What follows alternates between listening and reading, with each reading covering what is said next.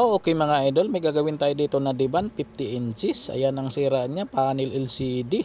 Yan, nasira po ito mga idol is napunasan po ng basa ang LCD. Pag mga ganyan mga idol, pag mga latest na mga TV, frameless, bawal po punasan ng basa yan mga idol kasi nasisira po yan. Yan, andyan kasi yung mga connection yan ng mga clock signal kaya masilan po ang pagganyan TV frameless. So ire-repair natin to mga idol. Sana kayanin natin to. So ayan mga idol, goods pa naman yung kabila niya. So nagawa po natin. Kaso nga lang yan diyan ang may tama, basa po siya. Napunasan siguro to or natalsikan siguro ang ganyan. Kaya bumigay mga idol. So tayo dyan, nag blocking at hinang natin yung mga clock signal. Okay, thank you mga idol.